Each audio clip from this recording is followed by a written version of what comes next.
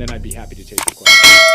We continue to see signs of Russian escalation, including new forces arriving at the Ukrainian border.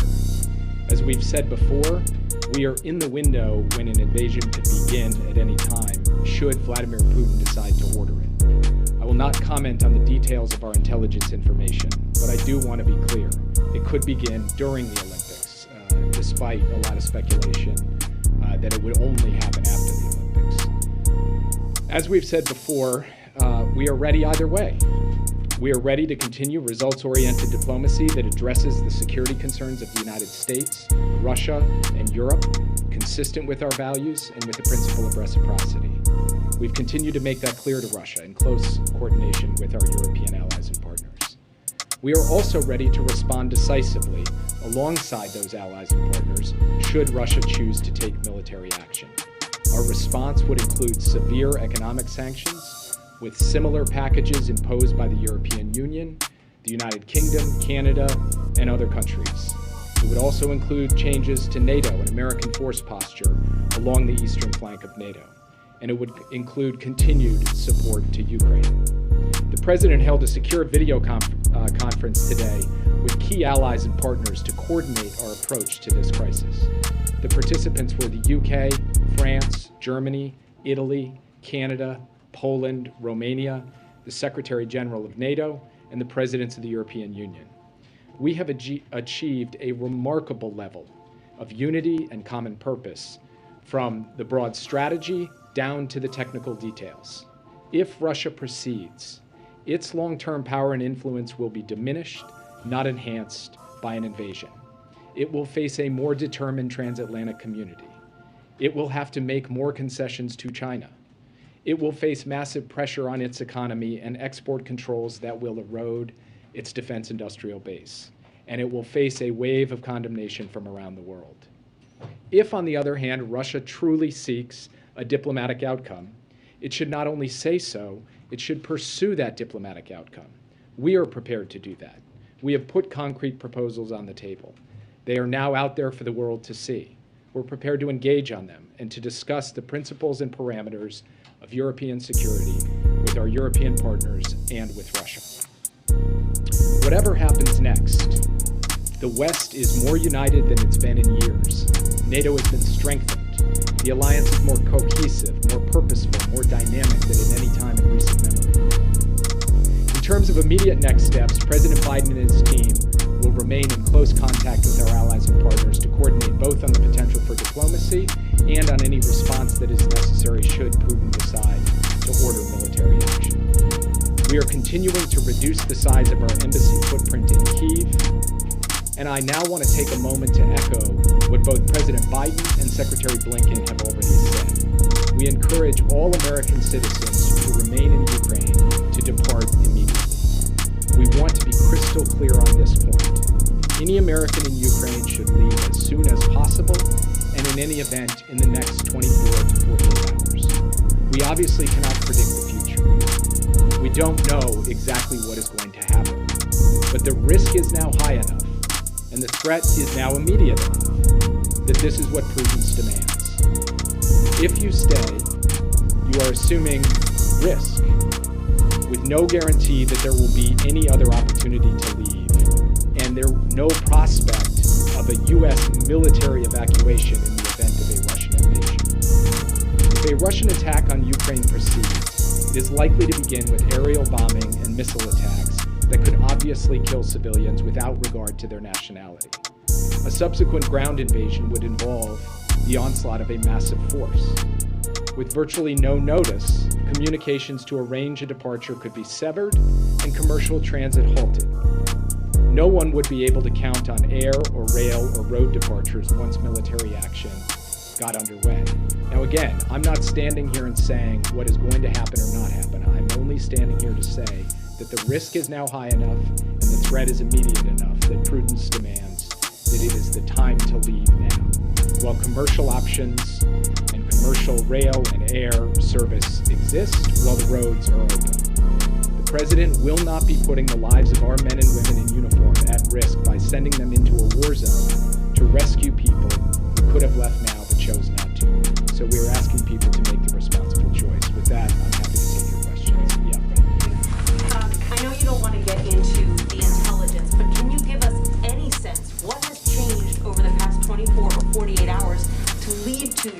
level of concern? Well, first I would say when I appeared on the Sunday shows last weekend, I made the point that we were in the window, that Russian military action could begin any day now, and that remains true. It could begin any day now, and it could occur before the Olympics have ended.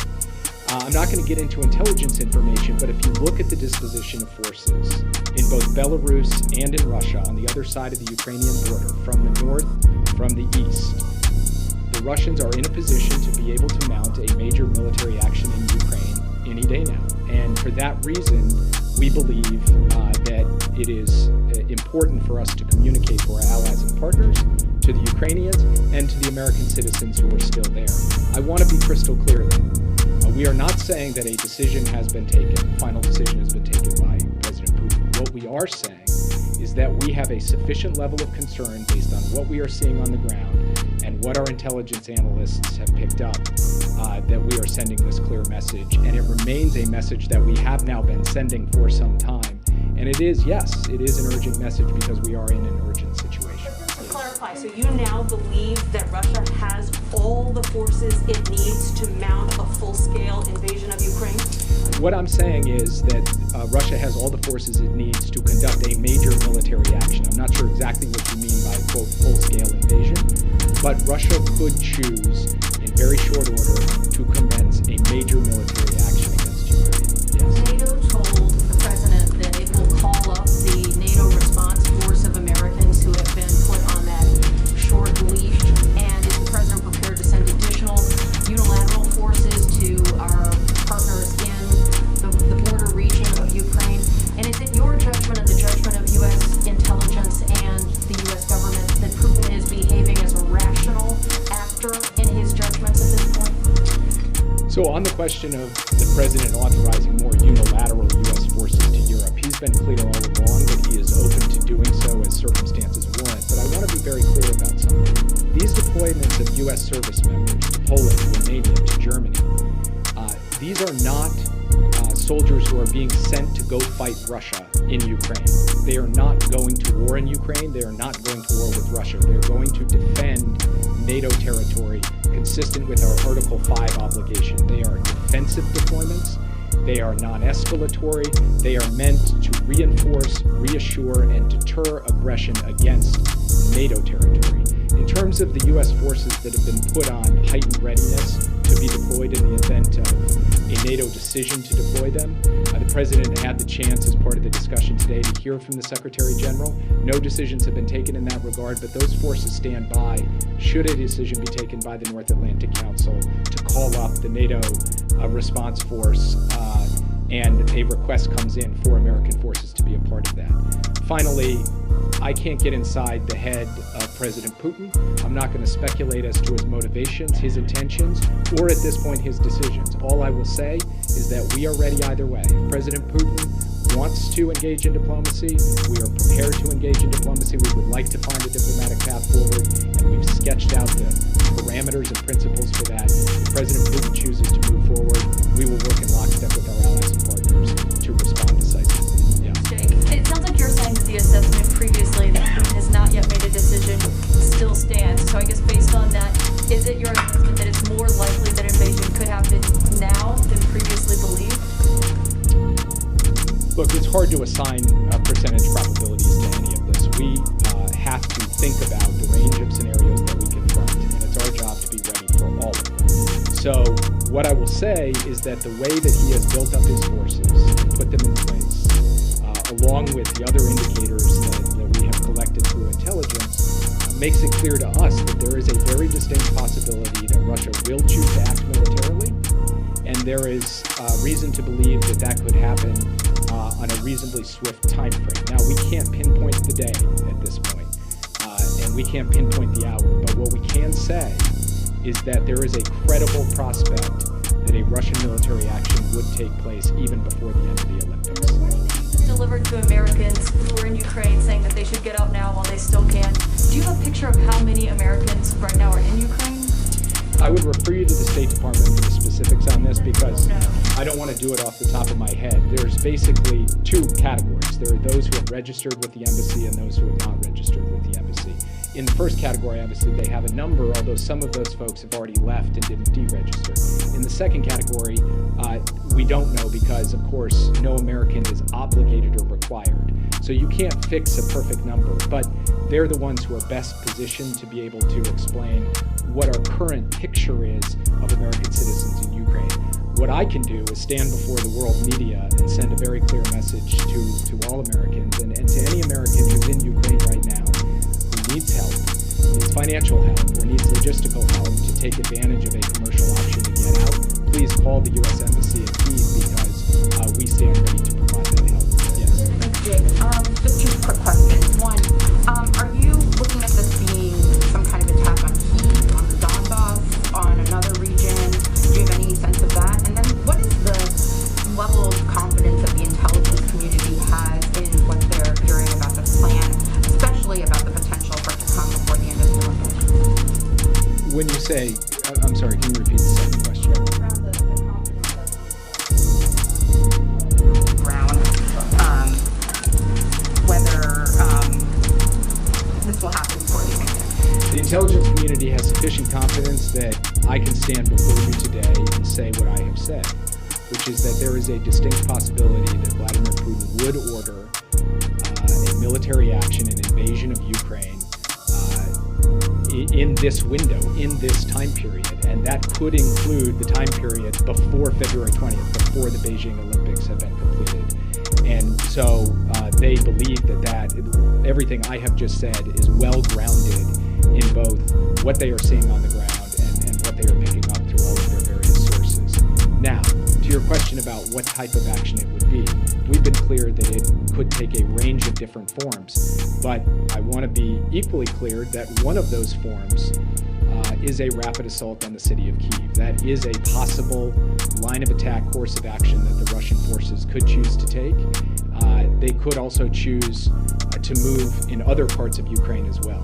The last point that I would make, and I know this has been the subject of a fair amount of back and forth between the administration and the press over the course of the past week, we are firmly convinced that the Russians, should they decide to move forward with an invasion, are looking hard at the creation of a pretext, a false flag operation, something that they generate and try to blame on the Ukrainians as a trigger for military action. And we are calling that out publicly because we do believe that if Russia chooses to do that, they should be held to account.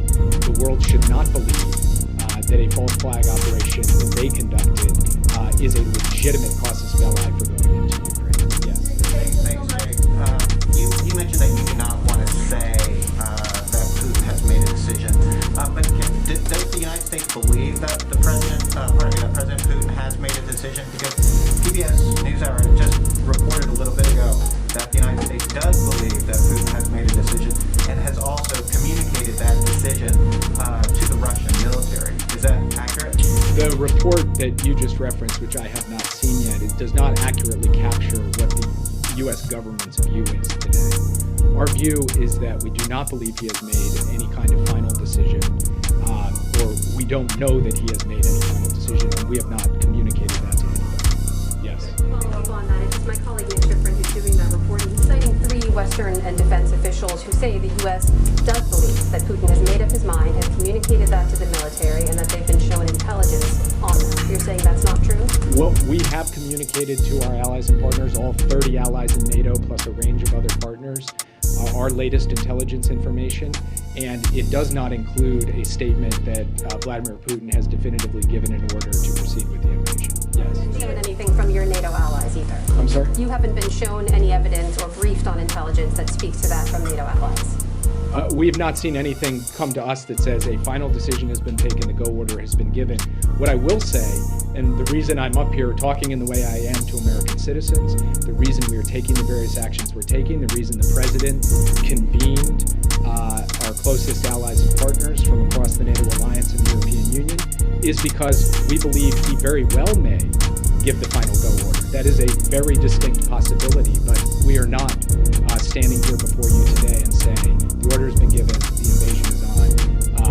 It may well happen. It may well happen soon, but we are not saying, I think, the way that you've just characterized it. I have not seen this PBS report yet, but as you've characterized it, that does not capture the communication that we are making to our NATO allies, nor what we understand internally. Given the risk that you've laid out, the fact that you're not 100% certain that Putin has made his decision yet, we have seen other world leaders meeting with Putin. Has there been any more thought to President Biden engaging with him directly? I would expect that President Biden will engage by telephone with President Putin, but I don't have anything to announce for you on that right now. Yeah. Because this is getting so close now, and the concern that you're weighing towards the American people, is there a need to provide some underlying evidence of just what you're seeing that shows Americans this is a country that went through Iraq and concerns about what the intelligence is showing?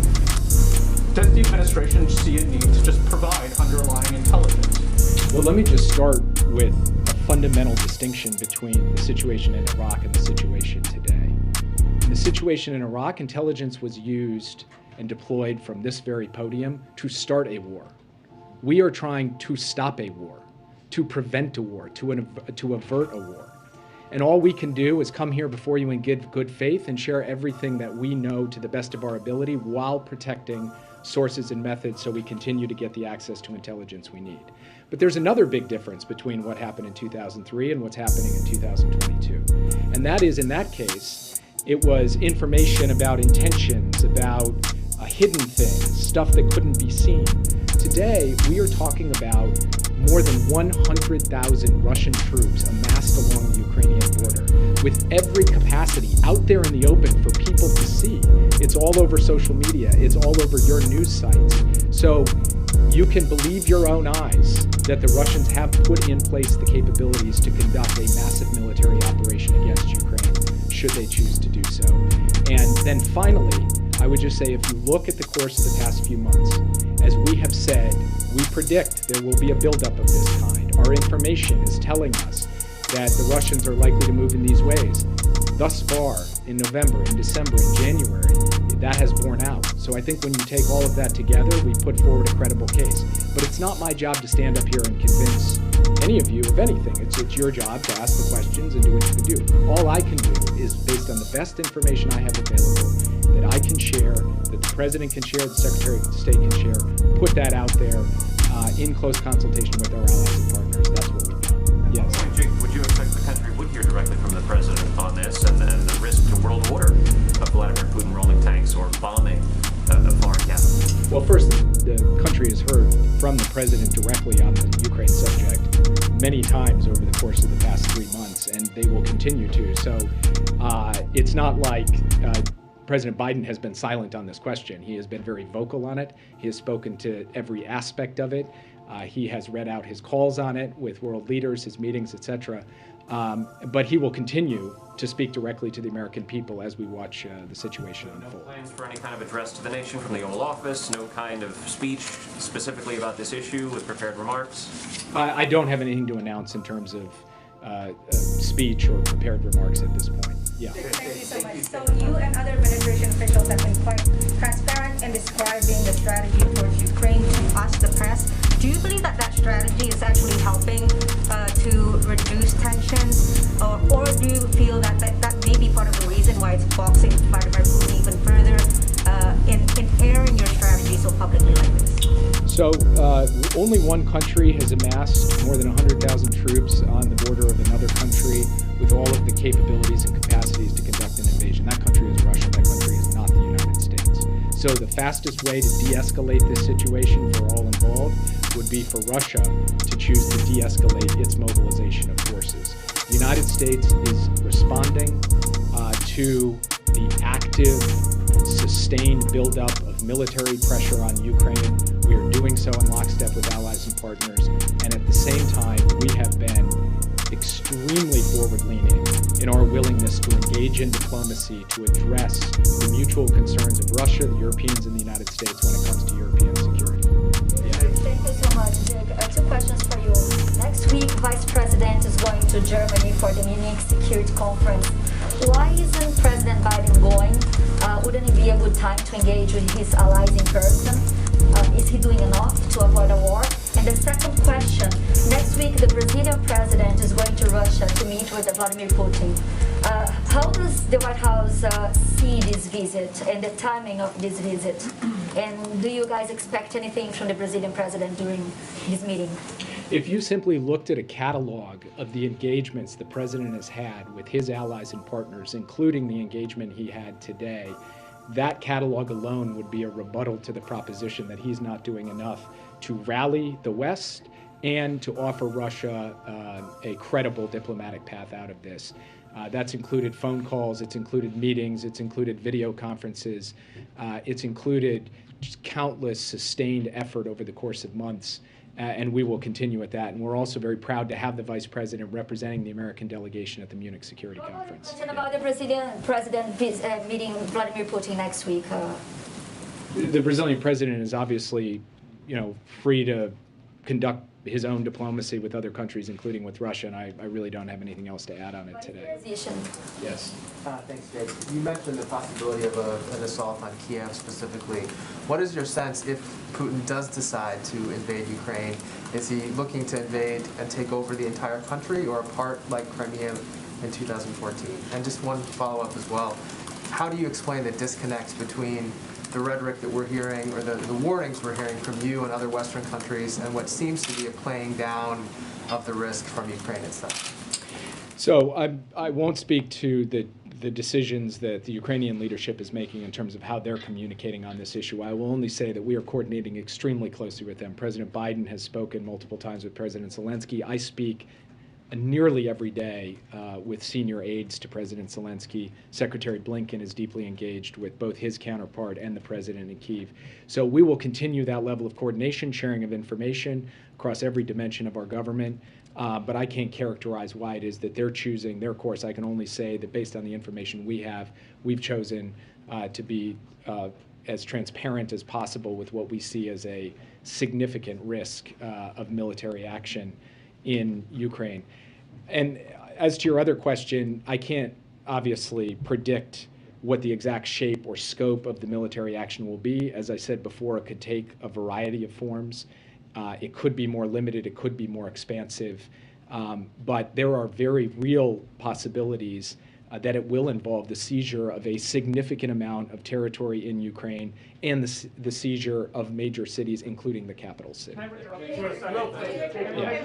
1 second, let her go. Jake, The president's departure is at 2:25, and Yeah. so if people want to leave, they need to leave now. if people want to leave, they should leave now. We'll proceed. Jake but- is not one of those people. If Jake, people Jake, are going Jake. to the departure for the president, you should depart now. But Jake, Do you think that Russia? Thank you. Sorry, I'm just going to give people a moment to, I guess, if they have to. Okay. Yeah. Thank you, Jake. I'll wait until people get up. Okay.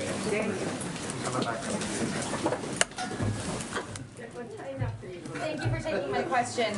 Did the U.S. wait too long to arm Ukraine, especially with respect to weapons that could defend against an airstrike like you laid out? Did they wait too long to move U.S. forces to NATO countries? And does the president still view the idea of pre-invasion sanctions as a stupid question? So as to the question of waiting too long on arming the Ukrainians, over the course of the past year, the United States has provided more than $500 million, $650 million in defensive assistance to Ukraine. That's more than has ever been given by any president in any year at any time, and that began more than a year ago under the presidency of Joe Biden. Second, we have made good on the commitment to get those deliveries into the hands of the Ukrainian armed forces. Those are defensive weapons intended to defend Ukraine against aggression. They are not meant for offensive purposes against any country. So we feel very proud of the contribution and commitment that we have had to helping the Ukrainians be able to defend themselves. With respect to the question of the deployment of forces to defend NATO territory, our view is that in addition to the 80,000 strong U.S. force presence in Europe today, that's showing in Poland and Romania in particular, but also through the deployment of air squadrons to the Baltics, as we had a few days ago, and other significant moves we've made, a carrier in the Mediterranean that for the first time in 30 years actually flew the NATO flag as well as the American flag, that we have been forward-leaning and robust in defending and reassuring our NATO allies. And you don't have to take it from me. You can talk to the president of Poland or the president of Romania about the satisfaction they have with the fact that the United States has stepped up alongside other NATO allies to deter and reassure and reinforce our presence along the eastern flank. What about the pre-invasion sanctions? You didn't answer that part of my question. Is the president looking at sanctions ahead of an invasion any differently than he has been up until this point, given the escalation that we're seeing from Russia? The president believes that sanctions are intended to deter, and in order for them to work to deter, they have to be set up in a way where if Putin moves, then the costs are imposed. We believe that that is the right logic, both on its own merits, but equally importantly, we believe that the most important fundamental for anything that unfolds in this crisis, whether through diplomacy or as a result of military action, is that the West be strong, be united, and be determined to operate with common purpose. And he believes that the sanctions approach he's taken in lockstep with our European partners, the Canadians and others, puts us in a position for the West to be able to respond to this contingency in the most united and purposeful way possible. That will pay dividends for us in this circumstance, but it will also pay enormous strategic dividends for the United States in the years and decades ahead. Our understanding is that there was a sudden meeting last night in the Situation Room to talk about Russia, and now you and Secretary Blinken are obviously using sharper rhetoric about the timing of the invasion. I know you don't want to get into specific intelligence, but is there something that prompted the meeting last night and that has changed the administration's assessment overnight? So I'm not going to speak to internal deliberations, and I'm not going to get into the specifics of intelligence information. What I am going to say is that for some time now, including out of my own very mouth, we have been talking about how we had entered the window where any day now a military action could be taken. That was the formula I was using several days ago. Now, as we gain more information, our view that military action could occur any day now and could occur before the end of the Olympics is only growing in terms of its robustness, so that I can stand here and say that is a very, very distinct possibility. But I just want to say two things. First, we can't predict the exact determination that Putin would make if and when he makes a determination. So all we can say is that the strong possibility of action, the distinct possibility of action in a relatively near-term time frame, including along the time frame that I've laid out, that Secretary Blinken talked about, that is backed up by our view of what's happening on the ground, and it's backed up by information that we continue to acquire day by day, including over the course of the past few days. Yes. Do you believe that? Jake, why would can you just delve into a little bit more? Why would Russia risk provoking China with an action during the Olympics? And secondly, can you just speak more broadly to the China-Russia, what looks like an emerging alliance here on certain issues, and how much does that concern you? So I'd say three things about this. First, Russia's calculus vis-a-vis China, whether they're going to make Beijing upset or not, that's kind of between Russia and China, and Putin will obviously have to decide what he wants to do on that front. China also has its own decisions to make. And to the extent that they are giving a wink and a nod or a green light to a Russian invasion of Ukraine for no justified reason, I believe that China will ultimately come to suffer consequences as a result of that in the eyes of the rest of the world, most notably in the eyes of our European partners and allies. And then finally, I would just say that we do not believe that China can compensate Russia for the economic losses that would be sustained in the event of an invasion due to sanctions and export controls and the like. Just one more thing on the broader issue of China and Russia, because there was quite a bit of hype about the statement that they put out, and it was a notable statement that we have taken a careful look at. I've said this before, I want to say it again, and then I'll leave because Jen is now standing up, and I think it's well past my time to go. The United States, under the Biden administration, has confidence in us and in the West. We are 50% plus of global GDP. China and Russia are less than 20%. We have innovation, we have entrepreneurship, we have freedom. And when you put all of that together, the tools and capacities that we can bring to bear, now that we are more united, more purposeful, more dynamic than we have been in a very long time, we are well situated to be able to deal with any threat or challenge that would be posed to us by any autocracy in the world, including the two that you just mentioned. So let me just leave it at that. Thank you, guys. You don't think China can bail him out with sanctions, right, Jake? To be clear, you can come as long as you want. I just don't want to get in trouble with your team when we ask you to come back the next time.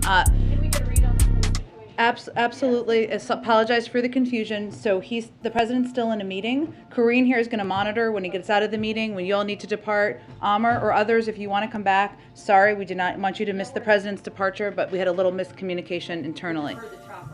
Yes, and he is still meeting, so it will not leave without him. We have been assured of that. Okay, I don't have anything at the top. I know you've covered a lot of topics, but I know there's a lot going on in the world, so why don't we go to whatever else, or that you'd like to discuss. Just say on that, what should we expect this weekend? Things have obviously escalated or moved forward.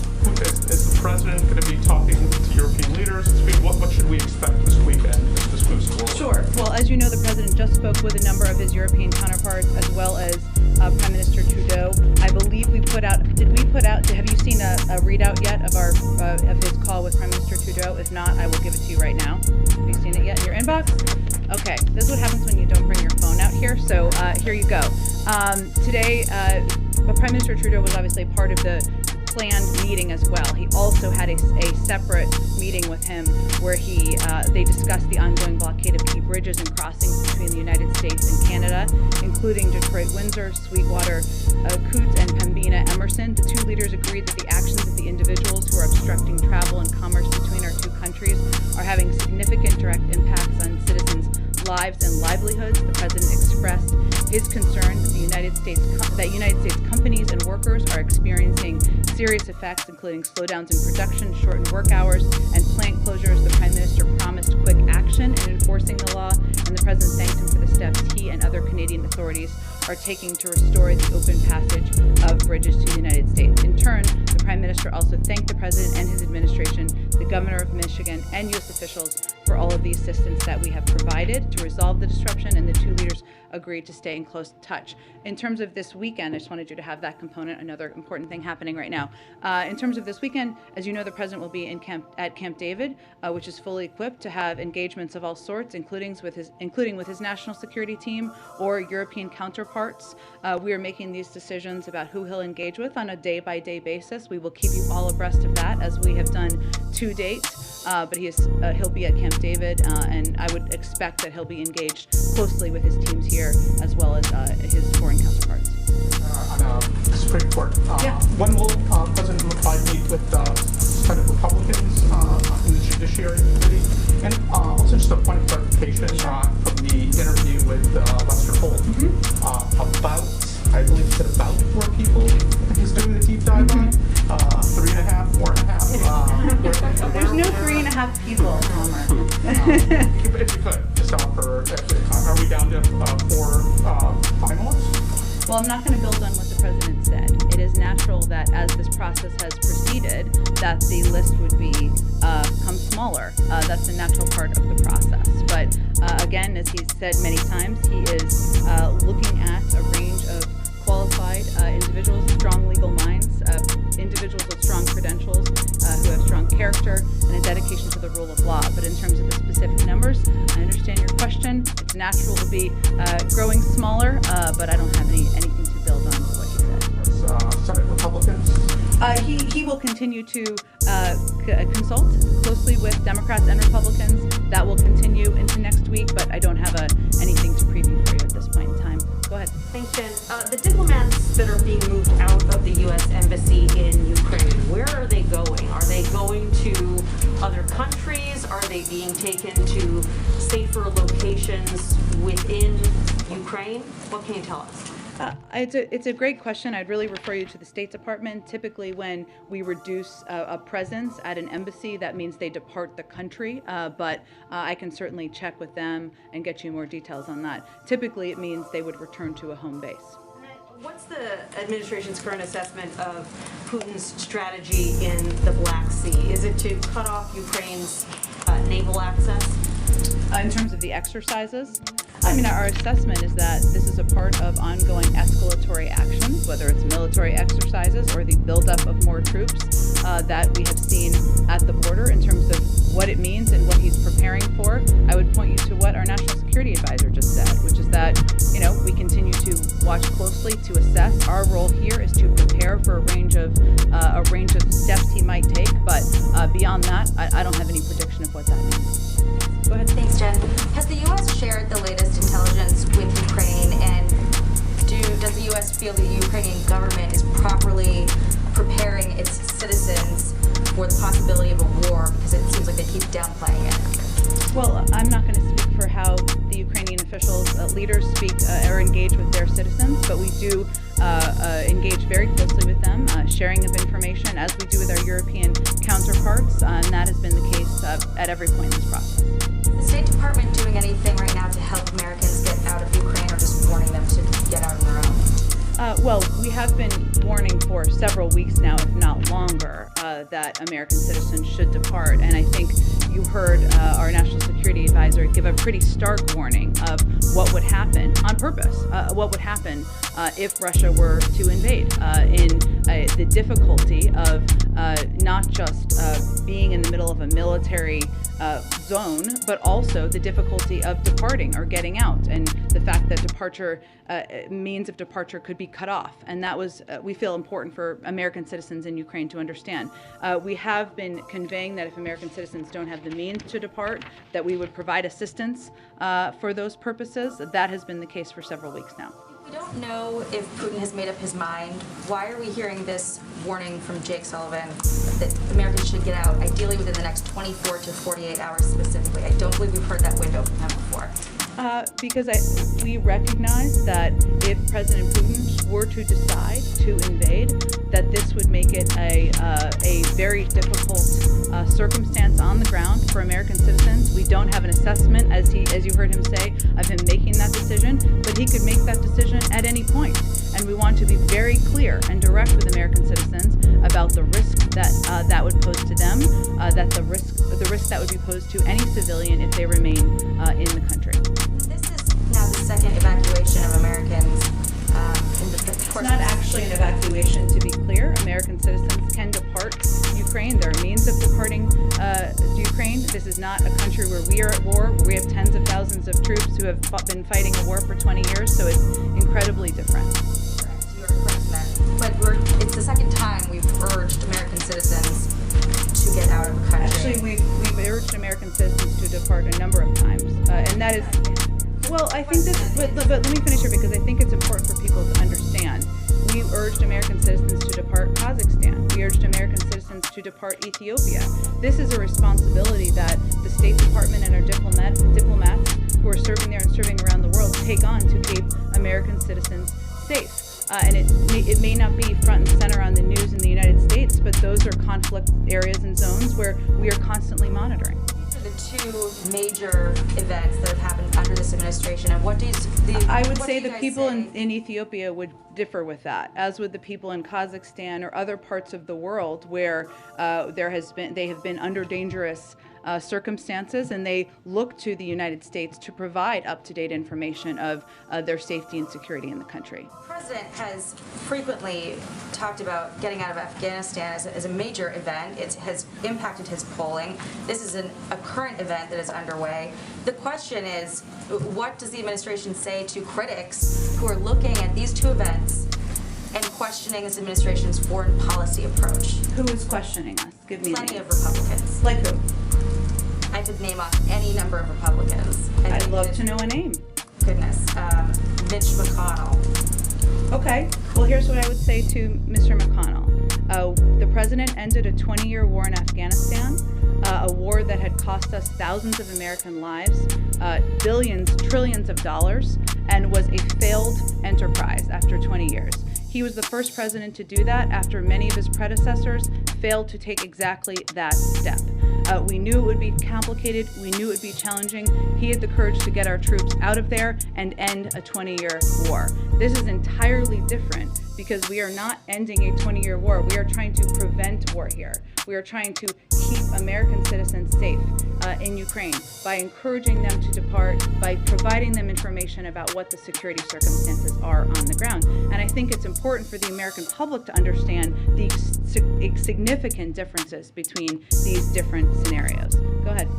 Back to Supreme Court for a moment. Can you rule out that the president would be meeting with any of his candidates this weekend at Camp David? Here's what I can tell you. There's not plans for that, but I can tell you that it could be as early as next week. I would not echo reporting that it is definitely next week. Given the heightened state of concern about Russia and Ukraine, does that at all affect the timetable for the president on his Supreme Court pick, simply because of the time and attention he would need to devote to that, and because Senate Democrats were very upfront saying they were encouraging the president to move quickly? Do you sense that there is an increase in the tempo for the president to move on his selection process? We remain on track for the president to make a decision, an announcement on who he's going to nominate to the Supreme Court this month, in the next few weeks. That was his intention from the beginning, remains his intention now, and he will continue to read a range of cases, study the materials about a range of candidates. That has not been changed by whatever decision President Putin makes. Go ahead. Jane, in the NBC interview, the president said he rejected the findings of the after-action report about the State Department and military response to Afghanistan. Does that mean the president has ruled out any action that might be viewed or read as accountability? Well, Steve, I think it's important for people to understand there was no after-action report. The Washington Post report was not an after-action report. It was based on a range of FOIA documents, which is their right to do, based on individual interviews of members of the military, including many who were not a part of policy-making decisions in the Situation Room. Some were, many were not. But that is not an after-action report.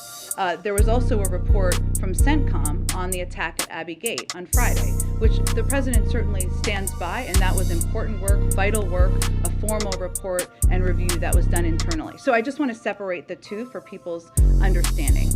What the president was rejecting is the notion that there weren't a range of preparations done in advance over the course of last spring and last summer. And it's important to remember that we made the decision, he made the decision to end a 20-year war. He came into office without any plan. Well, there was a deadline, but without any plan for departure or for helping the Afghans who had served by our side for 20 years. We put in place, and this is in these same documents, beginning last spring, a plan, a range of contingency plans, should we need to bring American citizens out or bring Afghans out. We put in place, we positioned military troops on the ground, working with Department of Defense back in early summer to ensure that we could execute on that plan. And in every single meeting last August, the president asked the team, and often ended the meeting with this, is there anything you need to implement what your plans are? Is there anything you need on the ground? He always ended with that. I'd also note that he always raised the question of whether we needed to evacuate our embassy and our Americans who were serving in our embassy there. That decision was always posed to the group at the table. That decision was not made until August 12th. So reporting that suggests otherwise is incorrect. That is the state of play that happened last summer. Go ahead. A question on inflation, since this is the first time we've had a briefing since those numbers came out. The president has said the administration is going to continue to be all hands on deck to try and bring prices back down. Can you give us a sense of what that really looks like? Because you've pointed many times to parts of the Build Back Better agenda that remains stalled. In fact, one of Senator Manchin's big objections to the bill was the high rate of inflation. So if the Build Back Better plan sort of remains at this impasse, what's plan B to try and bring down some of these costs? Well, there's a couple steps that the president is very focused on as it relates to addressing inflation. One, I would note that economists in the Federal Reserve still predict that inflation will come down, will moderate over the course of the year. And the president has also said that he supports the steps that the Federal Reserve an independent body, has announced about recalibrating over the course of the coming months. And he's obviously nominated a number of individuals to fill the board, which is an essential part of addressing this. But I would also note beyond that, how the president really looks at this is how you're addressing core costs for the American people. So you referenced the Build Back Better plan. First, we believe there's a path forward, and the president's going to continue to fight for it. Otherwise, he wouldn't have gone to Virginia earlier this week and talked about negotiating the price of prescription drugs. So his view is that in order to address costs that have been affecting inflation, but also affecting families for many decades, the cost of prescription drugs, the cost of childcare, we need to move that forward. But it's not just that. We also need to address supply chains in the short term at the ports, rebuild our manufacturing infrastructure, make sure that we are implementing the bipartisan infrastructure law and continuing to press for the competitiveness legislation that will help ensure we have funding for chips for manufacturing of cars here in the United States.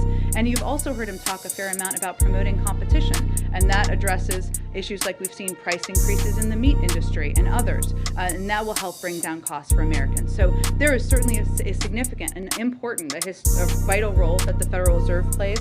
They are independent. He wants that board to be completely filled, but there are a number of other steps we are working to take to lower costs for the American people. One follow-up on the question about the embassy in Kyiv. Yeah. You said that you're continuing to reduce the size of the embassy. To be clear, you're not talking about closing the embassy just yet. So what size are we talking about? How much of a reduction here? I can check with the State Department. It's a good question, but they really have purview over those numbers, and that's where we are in the process at this point in time. Go ahead. Then what does the White House make of the reporting that former President Trump is still in touch with Kim Jong-un? Well, former President Trump is not the president, and President Biden is the president, and he is the one who conducts diplomacy on behalf of the United States. One other topic, I see that the president spoke with Prime Minister Trudeau about the blockade. What is the White House doing to help sort of alleviate the trade issues that he raised in that call? And more broadly, is the White House or is the government preparing for any kind of similar types of demonstrations here? Yeah, so two different questions, so let me try to answer them both. So we have continued, obviously the President speaking with Prime Minister Trudeau about this as part of our effort, but our team, Dr. Liz Sherwood-Randall, other members of our administration have been in close touch with their Canadian counterparts over the last few days about how to address this blockade and the challenge it is posing to the supply chain. I mean, fundamentally, how we view this is that the impact of these protests, while we certainly believe in peaceful protest, has the potential to impact, and this is why we are very focused on this. Communities, workers being able to travel back and forth across the bridge, who are going to work, who may work on different sides of the border, the ability to get food on the table to American families, to get auto parts, to manufacturers who are trying to make vehicles. So this is, whatever their intended stated purpose is, this effort is going to has the potential to have a huge impact on workers and the American public. But to go back to your question, we are in very close contact with Canadian officials. We've also taken steps to help detour routes so that a number of these trucks can move in different routes and be able to cross the border. So for example, while the Windsor-Detroit Ambassador Bridge continues to remain closed, Port Huron is fully operational. Customs and Border Patrol is rerouting traffic to Port Huron, where all 9 commercial lanes are open. The Detroit-Windsor Tunnel is open, which is a way that individuals who are trying to work on different sides of the border are able to travel as well. And Secretary Mayorkas has also spoken with local officials in affected and potentially affected states, as has Secretary Buttigieg has been deeply involved with this as well. On your second question, we are of course, on reports of a similar freedom convoy I think you're asking about, right, in D.C., event in D.C. in early March. The Department of Homeland Security obviously put out a statement on this the other night. They're aware of these reports. They're taking all necessary steps to ensure that the convoy does not disrupt lawful trade and transportation or interfere with federal government and law enforcement operations. On reports that this convoy is causing disruptions at the Super Bowl, the Department of Homeland Security, or could, I should say, the Department of Homeland Security is surging additional staff to its incident command post. There's strong cooperation with the California Highway Patrol, the Los Angeles Police Department, and state and local authorities. And the department already has a lead field coordinator and emergency operations center in place, as would be standard protocol, given this is a large event, the Super Bowl. And they will build on that. There's already 500 DHS personnel providing extensive air and maritime security resources. So we are in both close touch with our Canadian counterparts, also with local officials through our Department of Homeland Security. Our Secretary of Transportation is also deeply involved in this, and we're working to address this on all fronts. Go ahead. Thanks, Jen. Just to follow up on Jeff's question, is it still accurate to say that the Biden administration has not heard back from the North Koreans despite the outreach? Correct. And on the conversation that President Biden is expected to have with President Putin, is that happening today? I don't have anything to project in terms of the timing. Okay, and I think we have to wrap it up. Want to do the last one, quick? Yeah, real quick. Well, can I ask on two things? Yeah. First of all, following up on what you said earlier, confirming that interviews with Supreme Court candidates could begin as early as next week. Does he have in mind how many he wants to interview? Is it just a few? Is there a number that he has in mind? And how long do you expect that process, the interview meeting process, to go? Just next week or further? Well, what I can tell you is that the interview process for any president typically happens very late in the process. And in terms of the specific number, I'm just not going to get into that level of detail. One more question. I'm asking for a colleague regarding his position on the bankruptcy law for student loan debt. President Biden voted repeatedly as a senator to make it harder for student loan borrowers to erase their debts through bankruptcy like other secured debts such as credit cards. 2 years ago, as a presidential campaign, he campaigned on overhauling the bankruptcy law to ease student debt, in addition to his pledge to forgive $10,000 per student in federal student loans. Why hasn't he acted to this point on the bankruptcy law in addition to the pledge on debt forgiveness? I'm happy to check on the status of that legislation. I don't know where it is in the process, but what I could reiterate for you is that the president has forgiven $15 billion in student loans, benefiting more than 675,000 student loan borrowers since he took office. No one has been required to pay a single dime in federal student loans, and he extended the hiatus of payment until May to give people some extra breathing room. I'll check and see the status of that. Thanks, everybody. Pfizer pulling the application for the authorization for the vaccines for under 5. Is there a White House reaction to that? I know they're going to do a briefing. The FDA is, so I will leave it to them to speak to their data. Thanks, everyone.